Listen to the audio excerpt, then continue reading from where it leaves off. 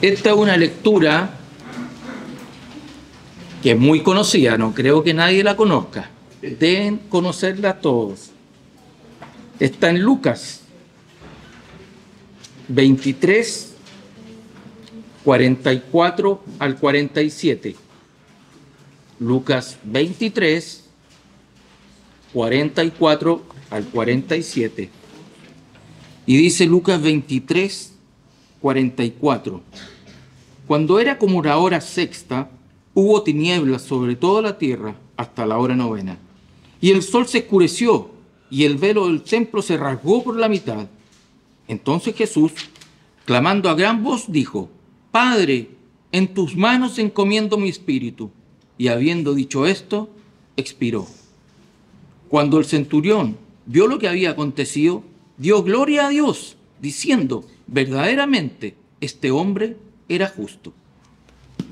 Bueno, y ahora, después de esta preciosa lectura, le voy a dar el pase al... Hay un número especial de música que prepararon los hermanos por harto tiempo. Los voy a invitar a que lo escuchemos con atención.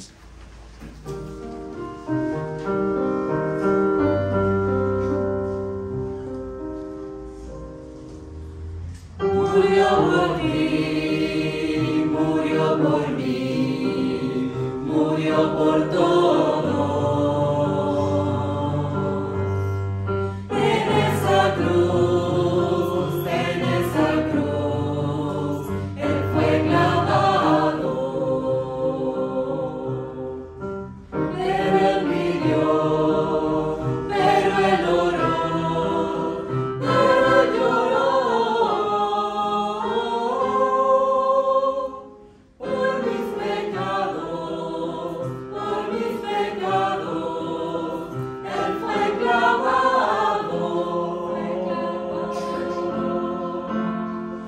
En su cabeza reclinó y a su cuerpo se dobló. Y con asombro se oyó decir: Hijo de Dios. En su cabeza reclinó y a su cuerpo se dobló. Y con asombro se oyó decir: Hijo de Dios.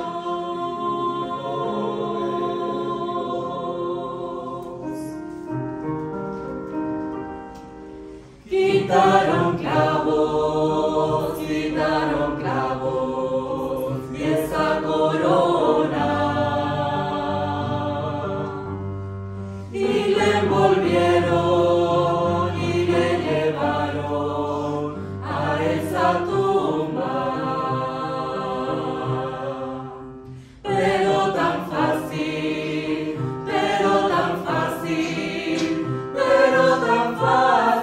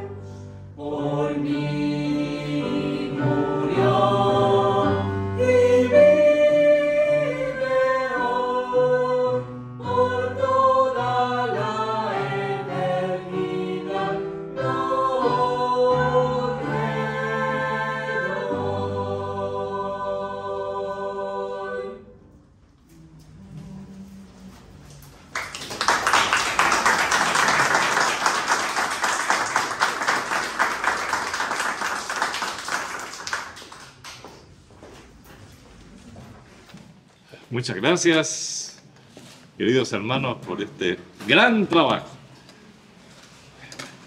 Aquí se transforman unos minutos, pero detrás de esto hay muchas horas de trabajo. Doy gracias al Señor por que han sentido del Señor el estímulo para hacerlo. Y a todos nos hace mucho bien, mucho bien. Que el Señor les siga bendiciendo.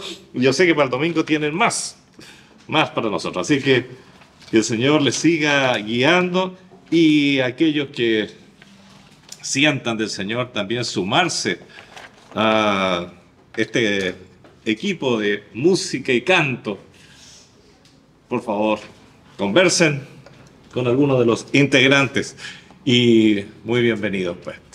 Muy bien, gracias al Señor que estamos aquí reunidos esta noche. Siempre es un poquito difícil saber, ya que muchos hermanos salen estos fines de semana, cuántos vamos a hacer, pero no importa cuántos seamos pocos, seamos muchos, eso es muy relativo, lo de poco o de mucho, muy relativo. Los que estamos aquí somos un número abundante para el Señor. Donde hay 2 o 3 reunidos en mi nombre, para el Señor ya eso es algo maravilloso. Él está ahí presente. Cuanto más en un grupo así. Muy bien, amados hermanos. Yo quiero invitarles a meditar hoy día en un tema directamente relacionado con lo que nos preocupa esta noche, sobre lo que fue la crucifixión de nuestro Señor, particularmente lo que fue la última cena. Todos esos temas son alusivos a este día. He titulado este mensaje Un centurión conmovido, y es una contradicción en sí mismo, porque un centurión no era una persona que se conmoviera. Un centurión era una persona dura. Son tantos y tan variadas las personas que se encontraron con Jesús. Podemos decir con bastante seguridad que todos los seres humanos estábamos de alguna manera representados entre esas personas. Si consideramos ese universo, allí habían empleados de gobierno, cobradores de impuestos, Mateo, y Saqueo, hay varios empleados de gobierno, empresarios, agricultores, reyes, pescadores, doctores, sacerdotes, escribas, publicanos, fariseos, ricos, pobres, gente común, gente culta, gente ignorante, hombres, mujeres y niños. Demostrando que el Evangelio no es para una clase social, ni para una clase intelectual, ni para una clase religiosa. El Evangelio es para el ser humano. Por eso pienso que en todo ese grupo de personas todos nos podemos identificar con alguien, con alguno de los tantos tipos de personas distintas con las que el Señor se manifestó, conversó y pudo intercambiar hermosísimos momentos. Y entre ellos tenemos algunos centuriones romanos. Llama la atención porque lo vemos tan lejano, un centurión, a lo que es Israel. Pensemos que el mundo en esos momentos estaba bajo el dominio, alguien podría decir, bajo la bota romana, aunque no eran botas lo que usaban, realmente era una especie de sandalia. Bajo la sandalia romana sería más exacto. Y pareciera que ahí no junta ni pega aceite con agua, ¿no es cierto? Sin embargo, encontramos en las Escrituras varios encuentros de nuestro Señor y también de miembros posteriores de la iglesia con centuriones. Para poder entender esto tenemos que entender lo que era un centurión. Un centurión era un oficial del ejército romano.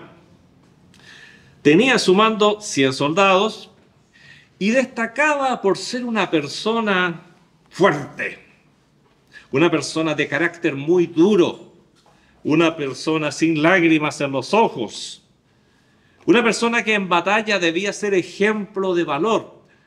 De acuerdo a lo que uno lee en la historia sobre los centuriones, vemos que eran como los comandos de aquel entonces. El centurión impertérrito en la batalla moría en batalla. Y a decir verdad, muchos centuriones vivieron muy poco porque ellos se enfrentaban hasta las últimas consecuencias al enemigo y estaban en primera fila, no como ahora que los generales y oficiales están más fondeados, están cuidaditos, cuidado. Pero no, en ese entonces ellos iban en primera fila. Por eso el centurión era una persona que generalmente vivía poco, pero también era un súper luchador, cuerpo a cuerpo, espadas, manejaba todas las armas. Era una persona que estaba acostumbrado a ser duro. Y pensemos una cosa, los 100 hombres que tenía que comandar eran también duros y bastante duros. Y él tenía que ser el más duro entre los duros. Así que, para que entendamos un poco a qué nos referimos cuando hablamos de un centurión romano, a veces en las películas los muestran muy románticos. No tiene nada que ver esa visión. Ellos guiaban a su gente y la vida de los 100 dependía del centurión. No era fácil ser centurión, queridos hermanos. Se tenía que ser más duros que los duros.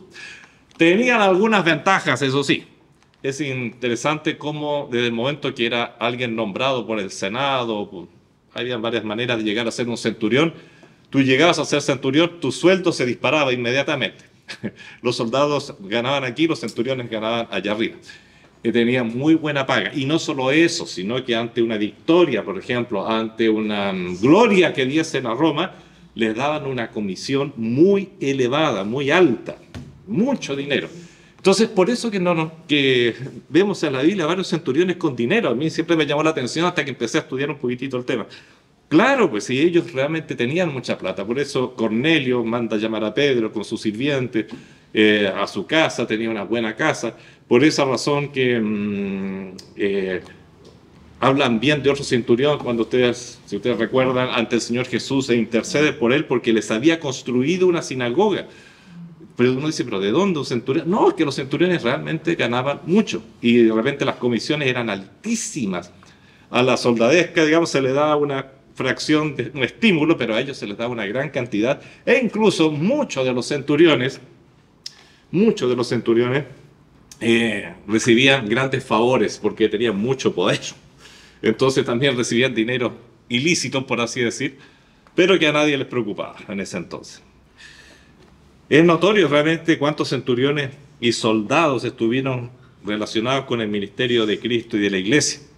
Como recordábamos recién, en Lucas 7, del 1 al 10, está ese centurión que lo muestran ahí como de muy nobles sentimientos, que había construido para los judíos la sinagoga de Capernaum, ni más ni menos. Y le pide a Cristo por su siervo. Llama la atención cuando uno sabe lo que es un centurión. Y por supuesto que el centurión que más nos llama la atención es el que está en Hechos 10, ese Cornelio, muy importante. Un centurión el cual era un temeroso de Dios, un buen seguidor de Dios, dice, y tanto así que el apóstol Pedro es comisionado por Dios mismo para ir a hablar con él. Y de alguna manera es tan interesante para nosotros y nos identificamos tanto con este centurión porque fue la puerta de entrada de la iglesia hacia los gentiles. El día de Pentecostés, el auditorium total que tuvo Pedro eran judíos y de esa manera se abrió la iglesia hacia el pueblo judío. Pero con Cornelio, y por eso que hay un capítulo completo y bien largo, ¿no es cierto?, Hechos 10, que habla de la conversión de Cornelio y toda su casa. ¿Por qué? Porque ahí se abre ahora la puerta del evangelio hacia el gentil. Por eso estamos muy relacionados con los centuriones, más de lo que parecía. En Hechos 27, 1-3 se nos cuenta de un centurión también muy gentil que tuvo la misión de conducir a Pablo hacia Roma, llamado Julio. Y este centurión que encontramos aquí en Lucas. En Lucas 23 se nos cuenta de un centurión que fue conmovido hasta lo más íntimo. Sabiendo cómo estaba formado un centurión, por eso me detuve un poquitito más en hablar de ello, esto resulta muy excepcional, muy extraño. ¿Qué pudo haber pasado con este centurión? ¿Qué centurión es este? El centurión que guió, condujo todo lo que significó la crucifixión. ¿Qué vio él que fue capaz de conmoverlo? ¿Qué fue él que fue capaz de cambiar su visión respecto a esa persona que había ya crucificado, si Cristo ya estaba en la cruz? Bueno, veamos un poquitito. ¿Qué cosas pudieron haber cambiado el corazón? Y vuelvo a leer la porción pertinente. Cuando el centurión vio lo que había acontecido, dio gloria a Dios. Imagínate un centurión dando gloria a Dios. Aquí no tenemos un centurión convertido, sino que un centurión que seguía a sus dioses, Zeus, Júpiter, etc. Y dice que dio gloria a Dios diciendo, verdaderamente este hombre era justo. Verdaderamente este hombre era justo. Pero no solamente tenemos esta alusión a este centurión, sino que en Mateo 27:54 dice algo más. Dice, el centurión y los que estaban con él guardando a Jesús, visto el terremoto y las cosas que habían sido hechas, temieron en gran manera y dijeron, verdaderamente, este era hijo de Dios. Más de un evangelista, por lo tanto, se preocupa del tema porque es llamativo, es significativo. Un centurión temiendo, no temía un centurión, no temía morir en batalla, estaba entrenado para morir en batalla. Pero sin embargo, ante las manifestaciones que se dieron cuando nuestro Señor Jesucristo fue crucificado, tuvo miedo. Y los que estaban con él, no era un ataque de pánico simplemente, sino que y los que estaban con él. Pero vuelvo a lo que decía, preguntaba adelante. ¿Qué pasó con este hombre? Para empezar, él fue testigo. Quizás era la primera y única vez que vio a Jesús, pero fue testigo de 7 frases. Suelen llamarse las 7 palabras, pero no son 7 palabras, son 7 frases que dijo nuestro Señor Jesucristo en la cruz del Calvario. Eso es lo que él alcanzó a escuchar. 7 frases que lo cambiaron completamente. Y nosotros a veces leemos la Biblia entera y no se producen los cambios que deberían producirse. Lo primero que este hombre escuchó después de crucificar al Señor y a estos 2 ladrones que estaban también condenados a muerte ese día, él fue el encargado de la crucifixión de los 3. Lo primero que escuchó de nuestro Señor fue algo tremendo, que está en Lucas 23:34, está muy cerquita de nuestra lectura principal. Y una de esas frases fue la siguiente, cuando nuestro Señor era crucificado y Jesús decía, Padre, perdónalos, porque no saben lo que hacen. Esa es una frase pero tremendamente impactante. Cómo maldecían, dice que, cómo blasfemaban los otros 2. La Biblia dice que iban blasfemando a la cruz. Para una sociedad que no estaba acostumbrada a la misericordia, al amor, a la manifestación práctica de este amor, escuchar una cosa así, te estoy crucificando y todavía pides perdón, que Dios perdone a los que te están haciendo esto, los desubicó. Eso desubicaba a cualquiera. Era demasiado. Y ellos, la gracia es que estaban cerca, podían escuchar. Dice más adelante en otra parte de las Escrituras que los suyos, los cercanos a nuestro Señor estaban lejos, muy lejos, claro, temiendo, ¿no es cierto? Era una situación en la que había persecución. Los que estaban cerca eran los enemigos. Por lo tanto, y este hombre, como oficial a cargo de esta crucifixión, estaba muy cerca, por lo tanto escuchaba todas estas cosas. Padre, perdónalos porque no saben lo que hacen. Se debe haber sentido incómodo con esta frase. Está habiendo un amor sacrificial, un amor que va más allá de lo que te hagan, del ultraje que recibas. Este hombre crucificó a 3 y los otros blasfemaban. Sin embargo, este estaba pidiendo bendiciones para sus captores. Y más que captores, los que estaban llevando a cabo la pena de muerte. ¿Qué más escuchó este hombre? ¿Cuánto más, no es cierto, podríamos meditar de cada uno de estos puntos? Porque las 7 frases del Señor son como para hacer un mensaje de cada una. Pero además, este hombre dijo, escuchó cuando el Señor dialogó, ese diálogo cortísimo, con aquel ladrón que dejó de blasfemar. Porque no solamente este hombre, este soldado romano fue tocado, sino que de alguna manera uno de esos dos blasfemos que estaban crucificados a los lados del Señor, hombres de muy mal vivir, porque para que el romano aplicara la pena de muerte había que llegar a un extremo muy grande, si la pena de muerte por crucifixión especialmente, se daba lo peor de lo peor. Así que esos dos personajes.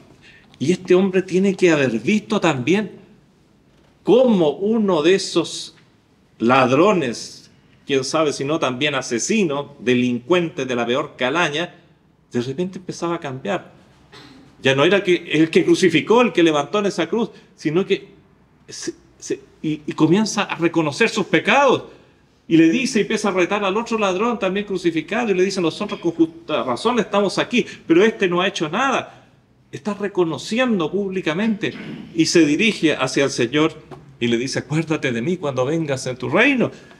Y el Señor le dice, a pesar de todas las circunstancias, de cierto te digo que hoy estarás conmigo en el paraíso. Transformando, salvando a pecadores, cambiando vidas, aún en la cruz del Calvario, crucificado con esa carga física y emocional con que estaba. Qué diferente a todos los que había crucificado antes. Qué diferente a todos los que había visto morir crucificado. Qué testimonio, qué increíble. En tercer lugar, fue testigo de otra cosa. Sabemos que Juan el apóstol, tenía ciertas influencias importantes, razón por la cual cuando el Señor fue llevado para interrogatorio, él tuvo acceso a varios lugares que no tuvieron acceso los demás apóstoles. Y bueno, por esa misma razón estaba cerca, era el único que no estaba lejos, porque la Biblia dice claramente que todos los suyos que habían venido de Galilea estaban muy lejos, cuidándose, mirando las cosas, llorando desde lejos.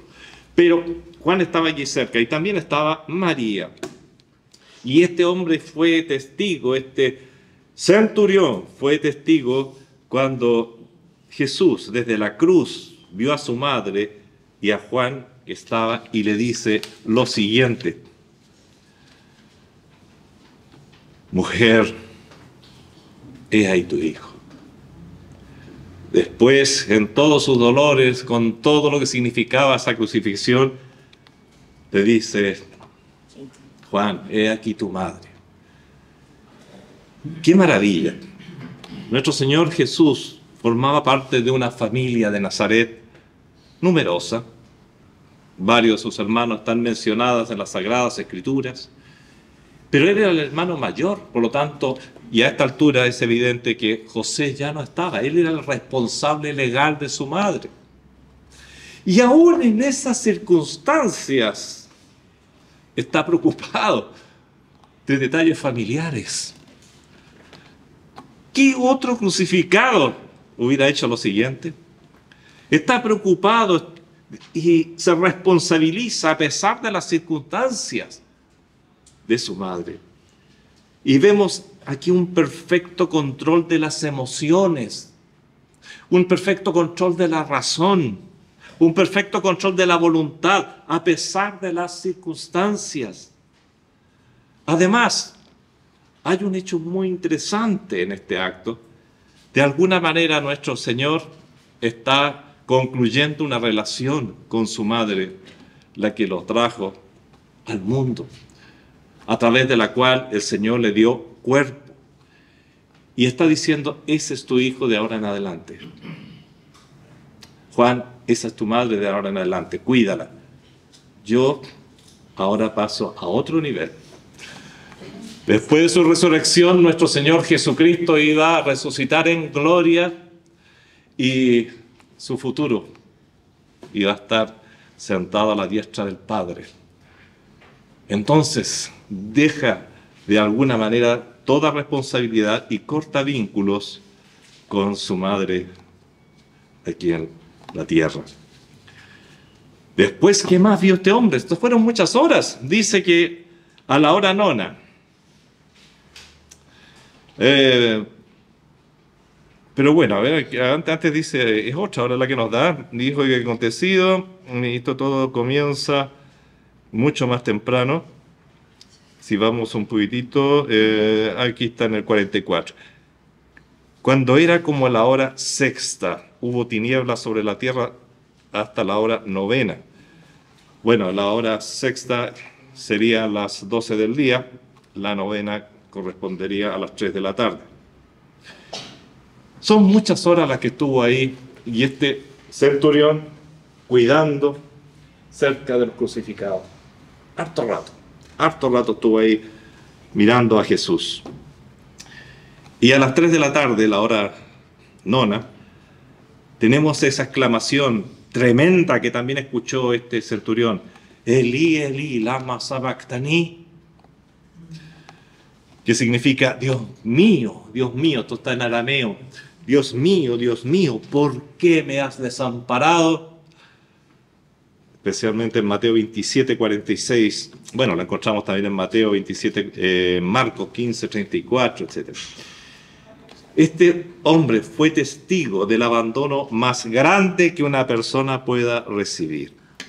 Nuestro Señor Jesucristo en la cruz del Calvario estaba muriendo por ti, estaba muriendo por mí, estaba ofreciendo su vida por todos los seres humanos. Estaba cargando para eso con tu pecado. Estaba cargando con el pecado y con la culpa de ese pecado. Y estaba cargando con la condena de ese pecado. Esa es la razón por la que está allí. Y si está bajo esa condición, el Padre, 3 veces santo, perfecto, no puede estar en contacto con el pecado, el Padre tiene que dejar a su Hijo dar un paso atrás. Y esto queda tan claro en esta frase, Dios mío, ¿por qué me has desamparado?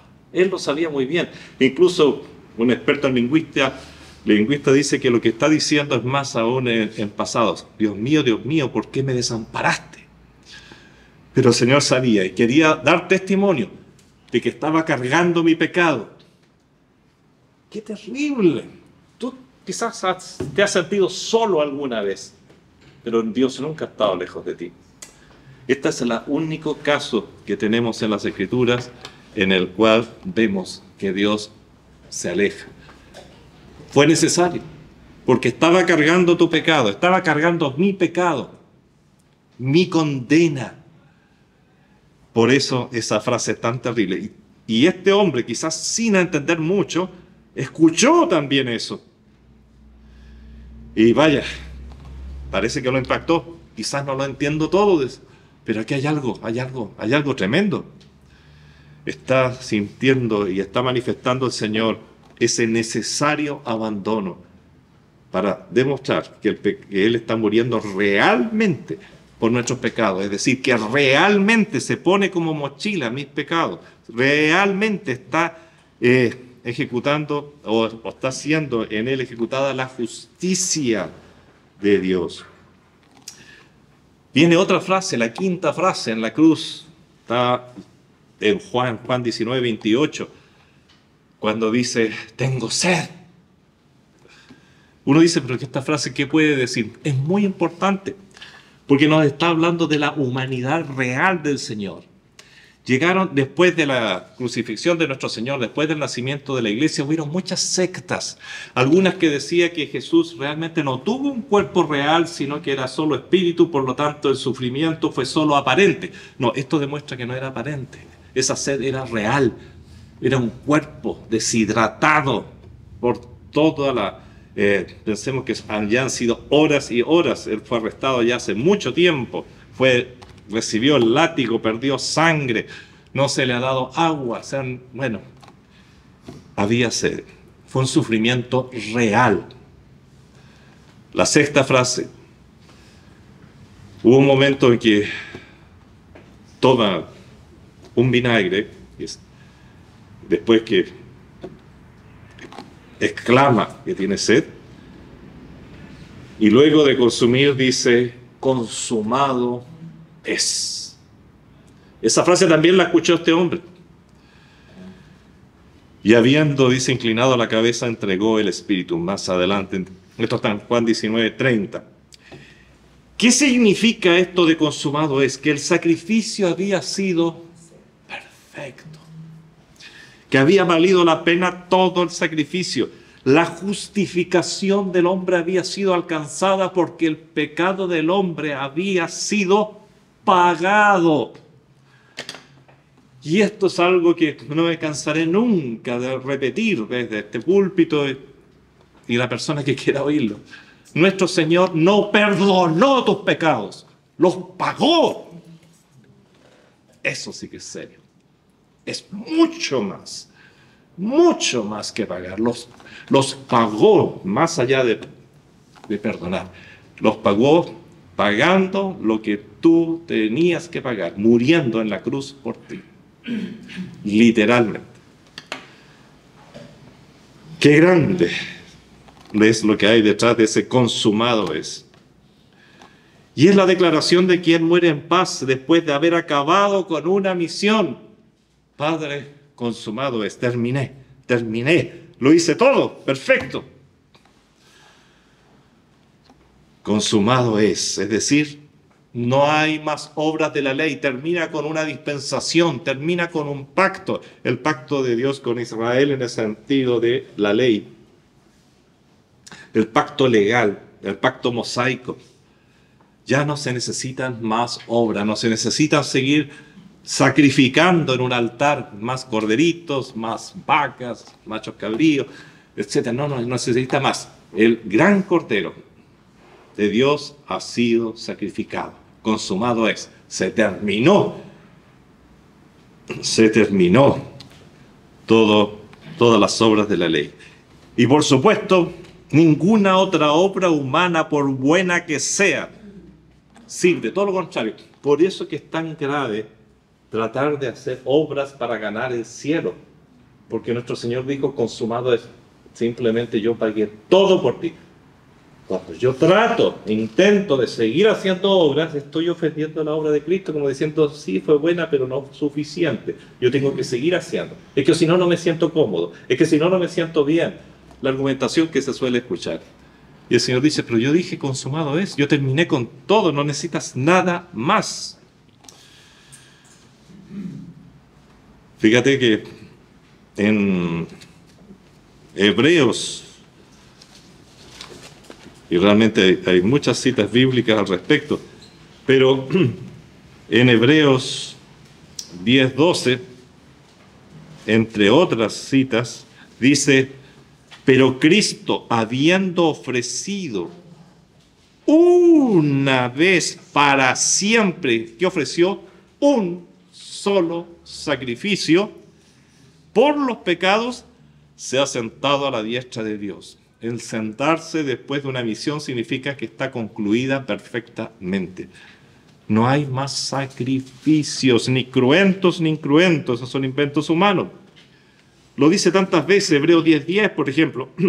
En esa voluntad somos santificados mediante la ofrenda del cuerpo de Jesucristo, hecha una vez para siempre. No más sacrificios, no más sacrificios. Qué maravilloso. Y bueno, finalmente este hombre escuchó la última frase que lo terminó de derribar. Dice luego en las Escrituras, en Lucas 23:46. Entonces Jesús, clamando a gran voz, dijo, Padre, en tus manos encomiendo mi espíritu. Y habiendo dicho esto, expiró. Padre, hay una identificación como hijo, pero hijo en particular. Por eso que tanto en Lucas como en Mateo nos insiste en que dice el hombre, verdaderamente hijo de Dios era este. Ese padre no es en un sentido como podremos nosotros decirlo, porque somos hijos por adopción. Él era su padre en un sentido único, en el sentido que era el hijo de Dios. Se identifica a nuestro Señor como hijo de Dios. Y Él muere no conforme a la rutina romana, sino cuando corresponde de acuerdo al plan de Dios. no como lo decidieron los sacerdotes, no como lo decidió Poncio Pilato. Él murió para continuar con su misión durante esos 3 días en que el cuerpo estuvo en la tumba.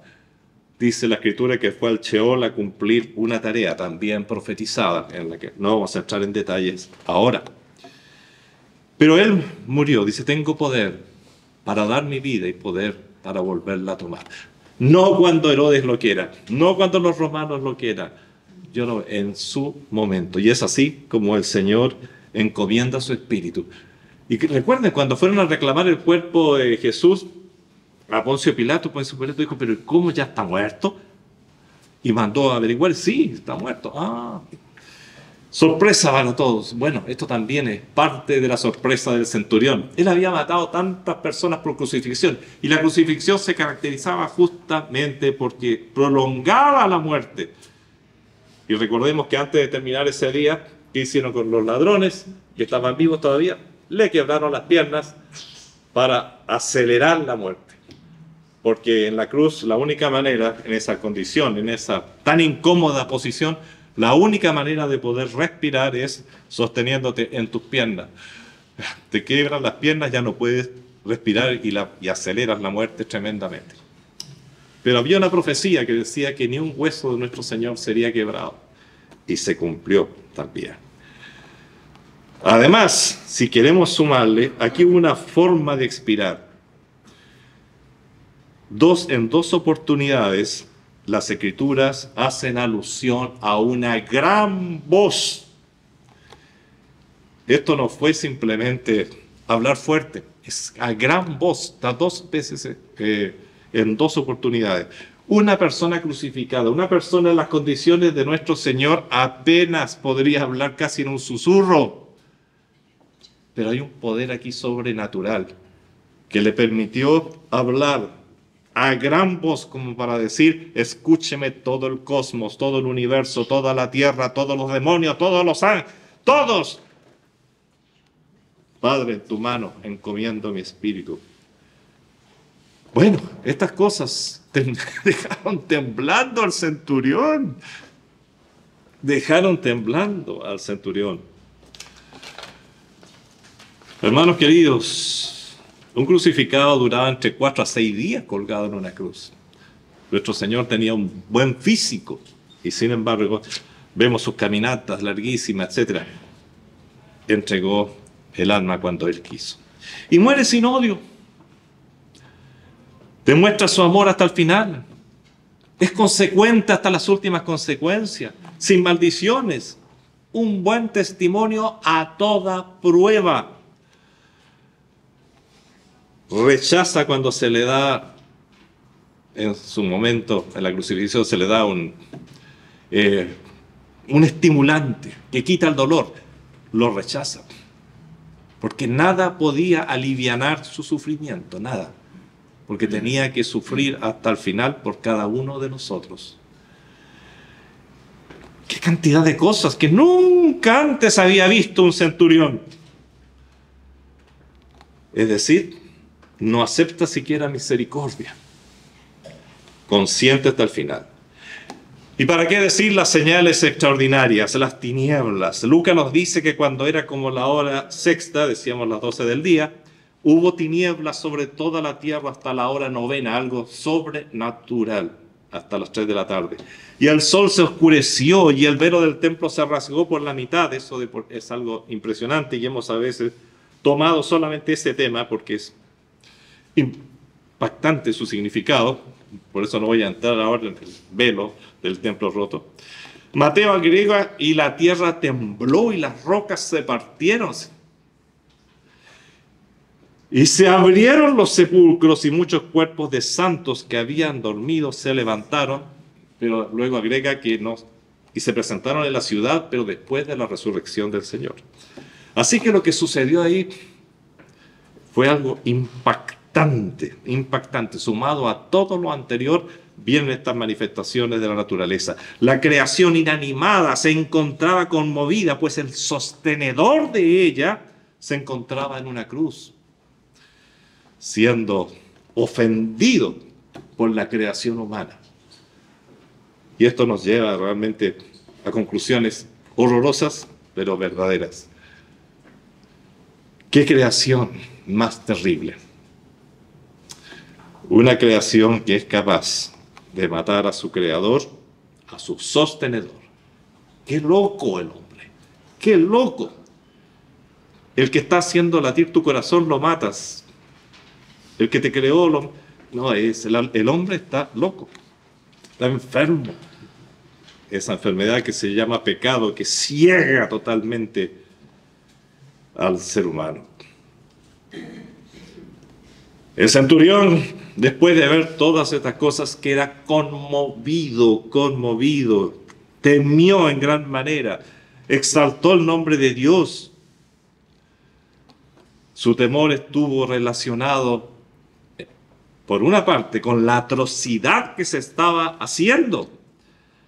Esto lo podemos ver de alguna manera también en la opinión de la multitud que rodeaba en ese momento. Dice, y toda la multitud de los que estaban presentes en este espectáculo, porque era un verdadero espectáculo, estaban ahí entreteniéndose, viendo lo que había acontecido, se volvían, pero golpeándose el pecho. Una actitud de alguien que está muy arrepentido, muy adolorido, diciendo, ¿qué hemos hecho? ¿Qué he hecho? Más bien eso, ¿qué he hecho? Pero todos sus conocidos y las mujeres que se habían seguido desde Galilea estaban lejos mirando estas cosas. Fue una cosa tremenda, hermanos queridos, lo que allí ocurrió. Este hombre quedó paralogizado viendo lo que el ser humano es capaz de hacerle a otro ser humano. Usando sus manos, él había sido el ejecutor de la crucifixión, pero siguiendo órdenes de aquellos que debían haber reconocido a Cristo como el Mesías. Pedro le dice a su culpable auditorio en el día de Pentecostés, a este, refiriéndose a Cristo, entregado por el determinado consejo y anticipado conocimiento de Dios, y los acusa directamente, prendisteis y matasteis por mano de inicuos, es decir, utilizando a otros, crucificándole, Hechos 2:23. Este hombre, este centurión, comprendió que él era uno de esos inicuos, o sea, injusto, malvado, perverso, que había participado en la atrocidad más grande de la historia. 2 guerras mundiales, 60 millones de muertos, y alguien ha dicho que quizás así podríamos contar hasta 100 millones. Pero es nada al lado de esto, ¿no? ¿Y qué hace este hombre? Dice que glorificó a Dios. No a los dioses, a su Dios, a Dios. Dio gloria a Dios, no a Júpiter, no a Marte, no a Juno, no a Minerva. Dioses romanos que muy queridos por ellos. Júpiter, el padre de los dioses, qué sé yo, Juno, de alguna manera la madre de las diosas, la más importante. Bueno, no solo eso, sino que además declaró la justicia de Cristo. Verdaderamente este hombre era justo. Lucas 23:47. Verdaderamente este hombre era justo. Dijo lo mismo en buena cuenta que dijo Poncio Pilato varias veces. Pero si no encuentro nada malo en él. No encuentro nada. E incluso se lava las manos indicando que no había encontrado nada en él. Poncio Pilato, hablando con Cristo, lo descubrió. Este hombre, a través de las manifestaciones, a través del ejemplo mismo de Cristo, también lo descubrió. ¿Pero qué estamos haciendo? ¿Nos están usando a los romanos? Bueno, ratificó también la declaración de la esposa de Pilato, cuando la esposa le dice, no tengas nada con este justo porque he tenido visiones sobre él. Ambos declararon la justicia de Cristo. Con este hecho declaró que su muerte era injusta y por manos de injustos. Conforme el gran mensaje que nos habla del justo que murió, confirma el gran mensaje que nos habla de que el justo murió por los injustos. Pedro, en su primera carta 3:18, dice, porque también Cristo padeció una sola vez por los pecados.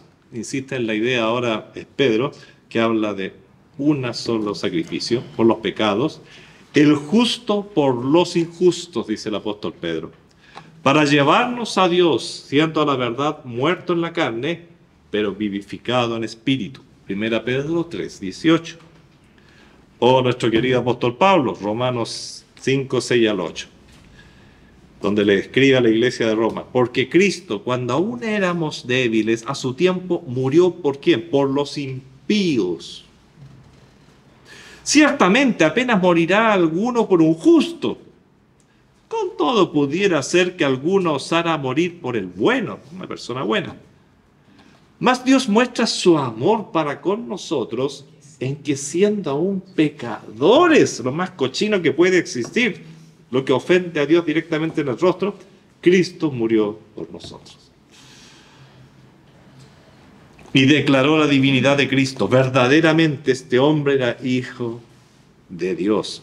Marcos, haciendo alusión a Marcos 15, 39.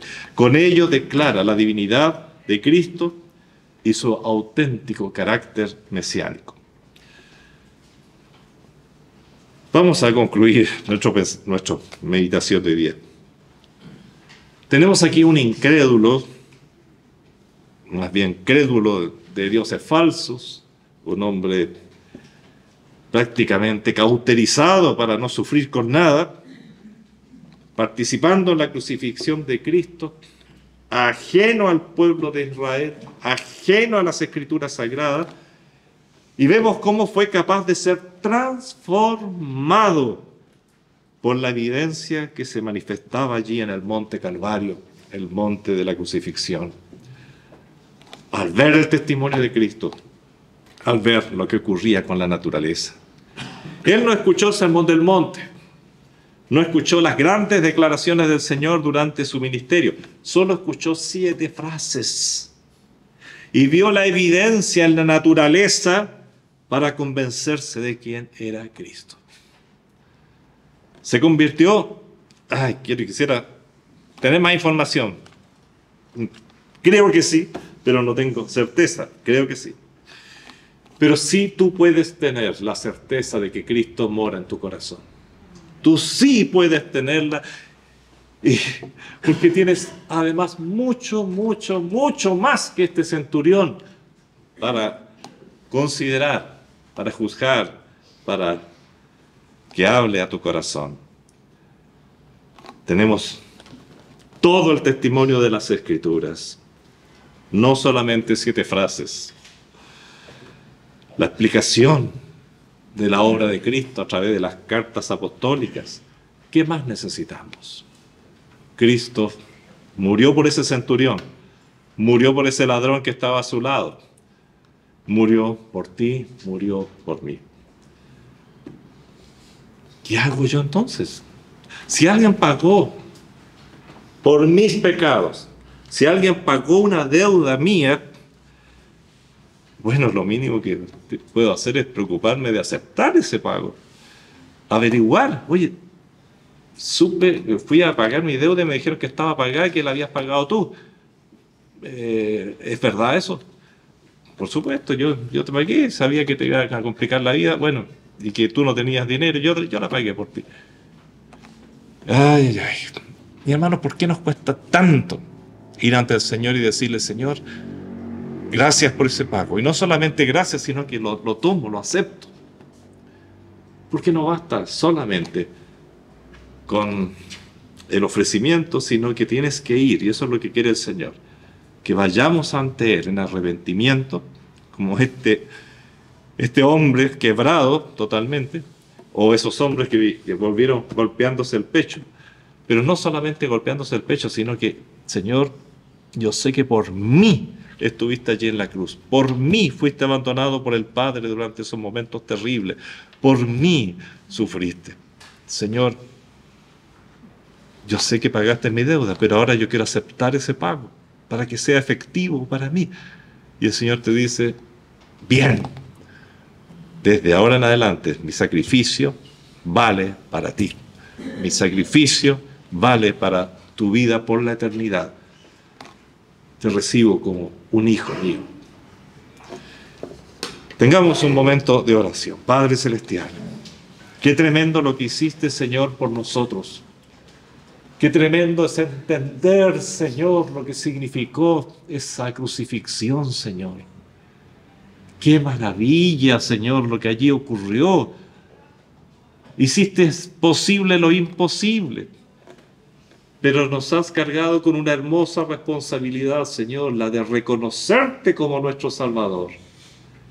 Reconocer ese pago a favor nuestro y dejar de intentar pagar con nuestras propias fuerzas, lo cual es imposible. Solo tu sacrificio es válido ante el Padre. Por eso yo te ruego, te imploro de todo corazón, que si hay una persona hoy día aquí, yo veo caras, no veo corazones, Señor, pero tú sí. Si hay algún corazón que aún no se ha identificado con el sacrificio de tu Hijo en la cruz, que aún no le ha dicho, Señor, reconozco que has muerto por mí y hoy día tomo ese sacrificio para mí.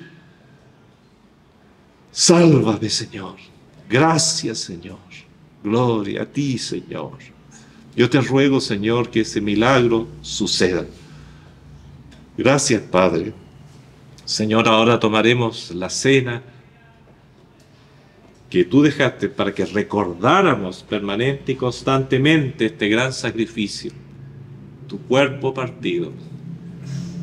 Reconociéramos, Señor, la sangre derramada por nuestro Señor Jesucristo en la cruz del Calvario.